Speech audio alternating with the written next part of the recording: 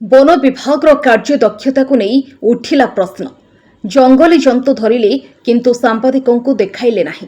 जंगली जंतु धरिबा को गांव को आसीथिले वन विभाग कर्मचारी दुईटी गाड़ी रे आसी घंटा घंटा धरी रहिले हेले शेषरे ना वन विभाग को देखाइला जंगली जंतु ना देखि पारिले सांबादिक। कटक जिला जगतपुर थाना अधीन पाखाफांडी अंचलर चाहापड़ा ग्राम में एभली एक घटना को नहीं चर्चा जोर धरी।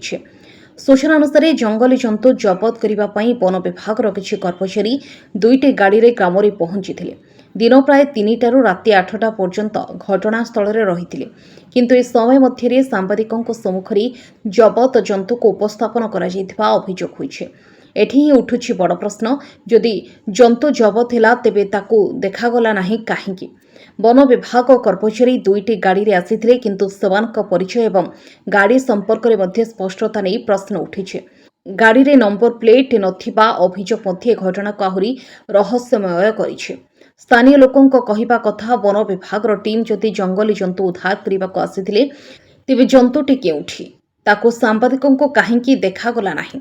यह सहित गाड़ी नंबर प्लेट नथिबार कारण कौन? घटना को नहीं गोटे पटे वन विभाग भूमिका पर प्रश्न, अन्यपटे नेउल को नहीं रहस्य। तेरे प्रकृत सत्य कौन? सतरे कौन नेउल थिला ना नेउल को आड़ करी अन्य किछि घटना? यार उत्तर मिलिबा पई वन विभाग स्पष्ट प्रतिक्रिया एवं घटनार निरपेक्ष तदंत जरूरी हो पड़िछे। कटकरू संग्राम केशरी मल्लिक रिपोर्ट, मणिभद्रा खबर।